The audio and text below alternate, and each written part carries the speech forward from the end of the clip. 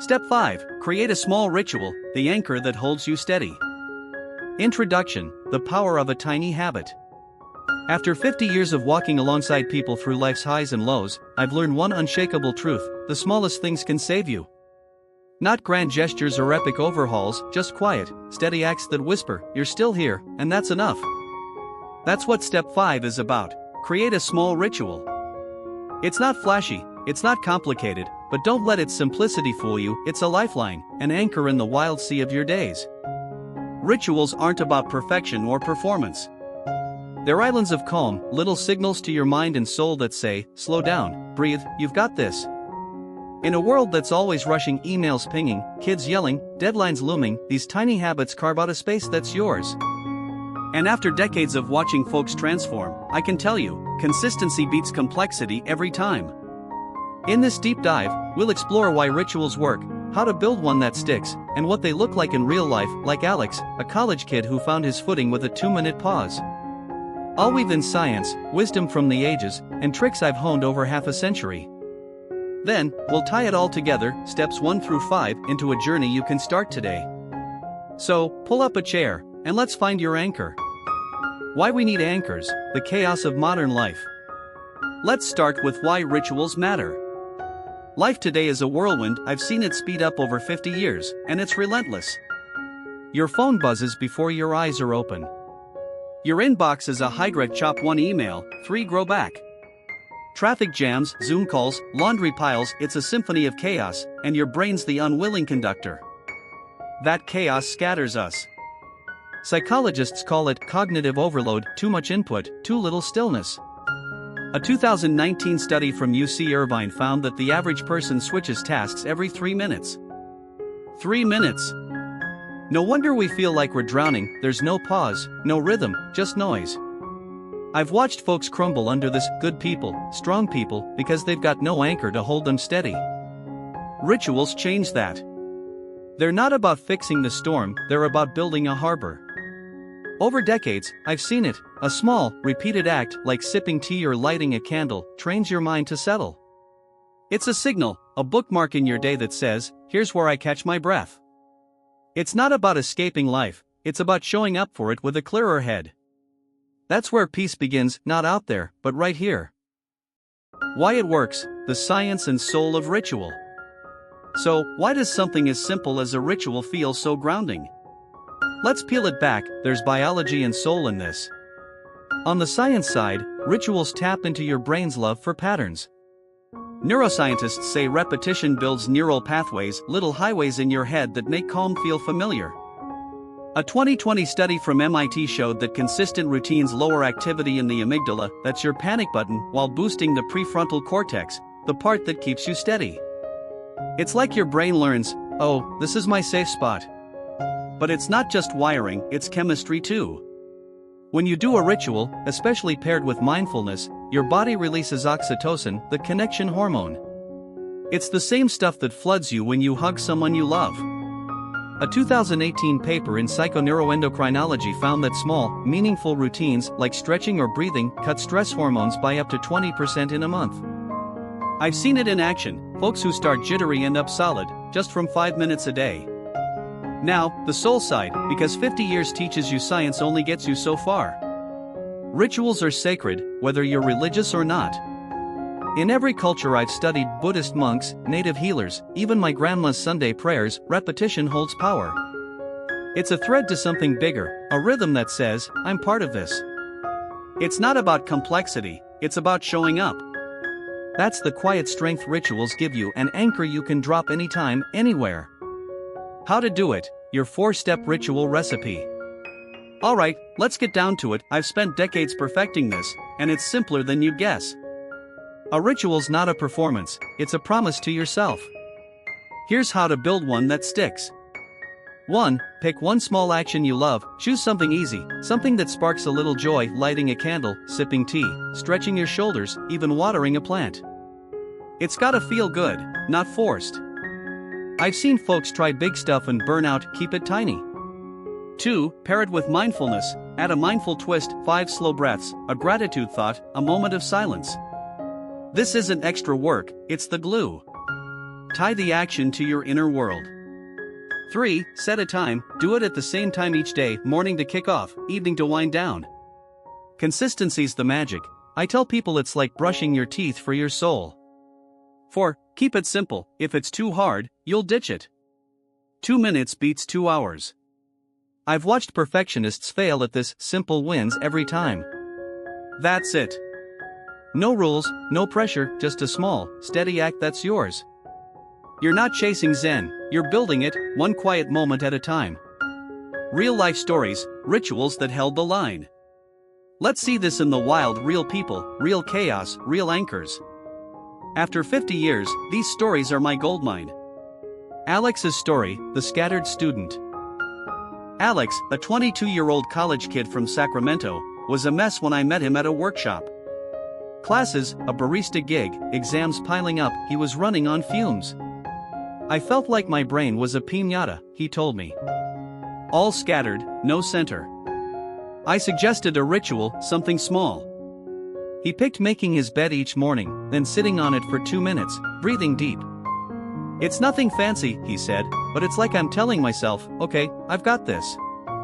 At first, he forgot half the time, normal, but after a week, it clicked. Those 2 minutes? They're mine, he said. Exams still suck, but I'm not a wreck. By finals, Alex was steady. It's my reset, he told me. Like a little island before the day hits. It didn't fix his grades or his boss, but it gave him a foothold, a dose of peace to lean on. That's the ritual's gift, a tether when the wind blows. Linda's story, the overworked mom. Linda, a 39-year-old mom from Denver, was juggling 3 kids and a remote job. I'd collapse at night, then start over, she said. No breaks, just survival. I met her at a community talk. She looked like she hadn't slept in a year. We talked rituals.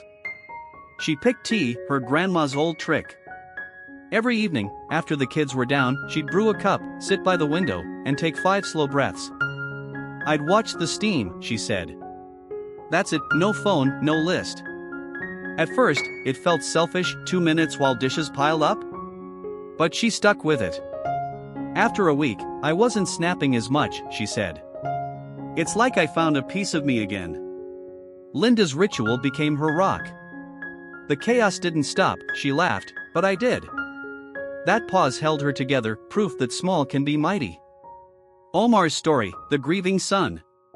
Omar, a 34-year-old mechanic from Chicago, lost his dad last year. Everything felt heavy, he said. Work, home, I was just going through it. A friend dragged him to one of my online sessions, and I talked about rituals. He wasn't sold, what's a candle gonna do? But he tried. He chose stretching, 5 minutes each night, paired with a thought about his dad. I'd reach up and think, he'd like this quiet, he said. It was clunky at first, grief doesn't bend easy, but it grew. Those minutes? They're when I feel him, he told me. Not fixing the hurt, just holding it. Omar's ritual didn't erase the pain, it gave him a place for it. I'm steadier now, he said. Not whole, but grounded. That's the soul of a ritual, a small act that carries big weight. The science, why rituals rewire you. Let's geek out, I've been digging into this for decades. Rituals work because your brain craves rhythm. A 2016 study from the University of Toronto found that repetitive actions, like lighting a candle, boost dopamine, that reward chemical, even if the act's small. It's like a pat on the back from your own head. They also tame stress. A 2021 paper in Neuroscience Letters showed that daily routines cut cortisol by signaling safety to your nervous system. Your body learns, this is my calm zone. Over time, this builds resilience, your brain gets better at bouncing back. I've seen it, folks who start shaky end up solid, just from a few minutes a day. And the mindfulness twist? That's the turbocharge. Pairing a ritual with breaths or gratitude amps up the prefrontal cortex, per a 2019 Yale study. It's like strength training for focus, small reps, big calm.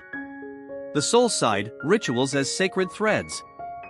This isn't just science, it's spirit. After 50 years, I've seen rituals weave into every tradition: Buddhist chants, Jewish candles, my mom's coffee prayer. They're not about religion, they're about rhythm. In Zen, it's the tea ceremony, each move a meditation.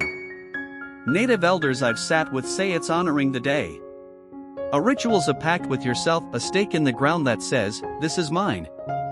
It's not the candle or the tea, it's the showing up. That's where peace roots, in the quiet repetition of being you. I've watched it save people, not from life, but for it.